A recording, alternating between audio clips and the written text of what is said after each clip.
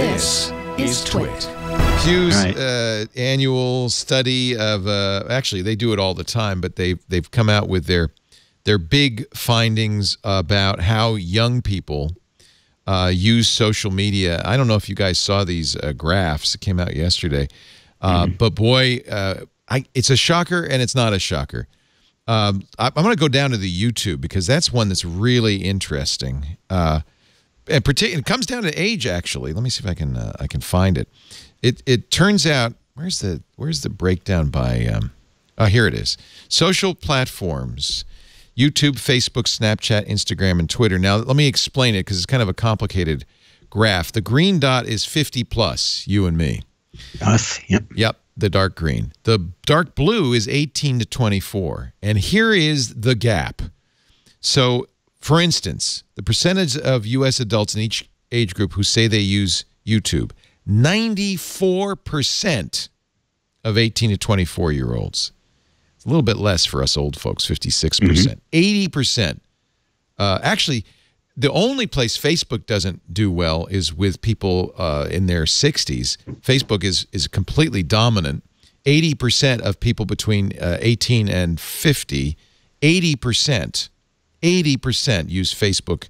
I think it's this doesn't say, but I think it's every day. Yeah. Snapchat 78%, Instagram 71%. There's just no question that there's a younger trending thing with everything but Facebook. And I think what this really says, I think what this actually doesn't say is that each sort of age group has its own go-to main source of information about the world. And I think that for older people, it's television still. Yep. And I think for younger people, it's YouTube for sure. And so you really see this when you start asking people who are 20, 22 or whatever, or younger about, you know, everyday ordinary TV stars or movie stars, whatever. They don't necessarily know who those people are. But the YouTube stars, they have an encyclopedic knowledge about these personalities. And most of these names would be completely alien to all of us on this panel. You know what's interesting? You know, I run Safer Internet Day every year, and we're always trying to get a YouTube star to, you know, come and be a speaker.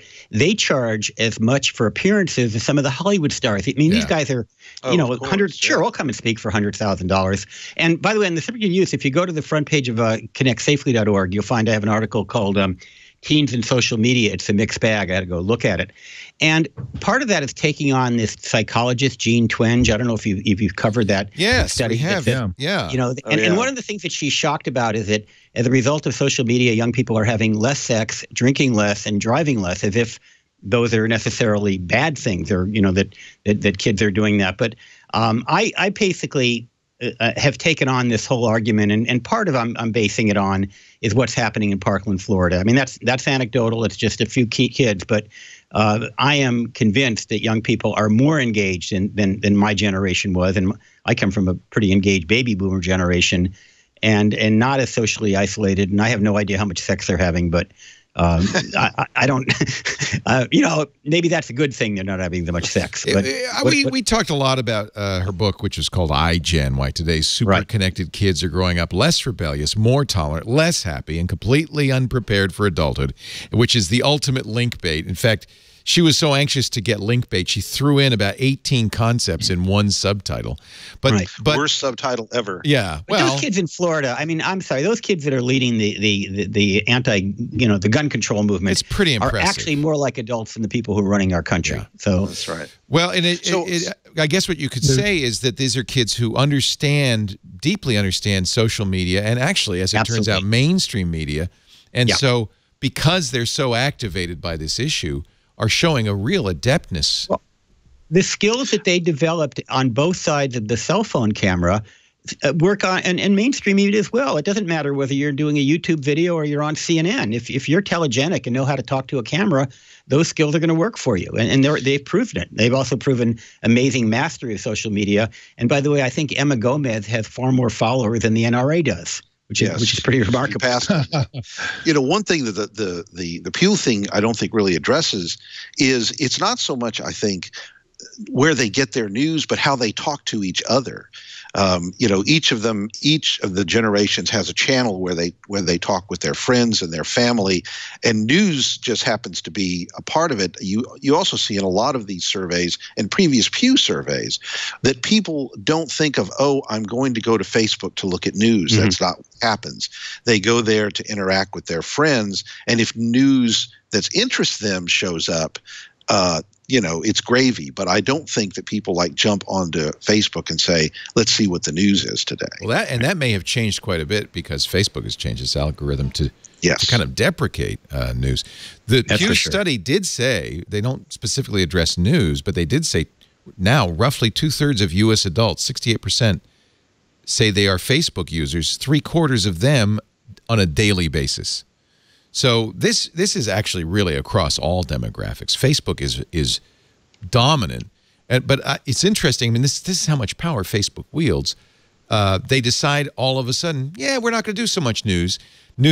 A number of news organizations fold immediately. The rest are suffering, and people still go to Facebook. It's not where they go for their nose. It's just where they go for whatever's there, right?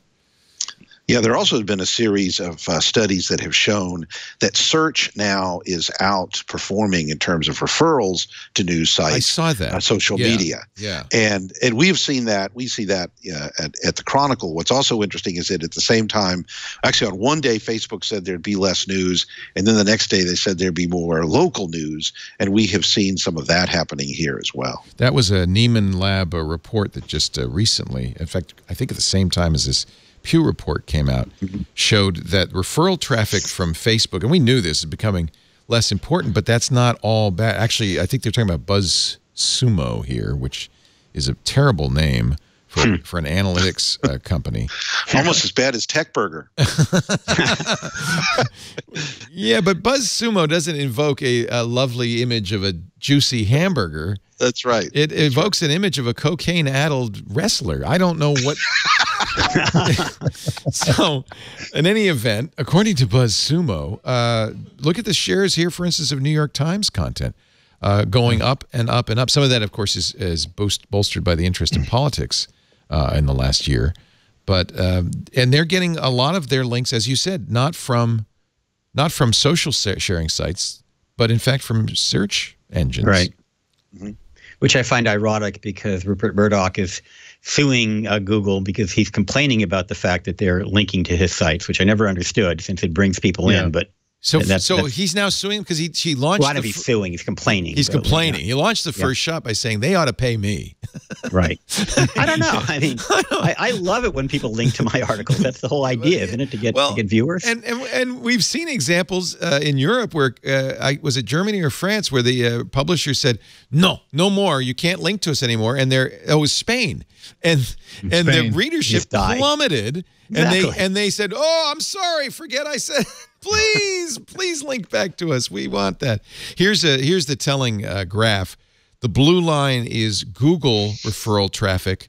The green line is Facebook referral traffic, and the scale is over the last year. So the lines have completely shifted. It was Facebook on top, and now Facebook is well below Google. Is anybody else finding Facebook more boring since they changed the article? Yeah, I never go to it.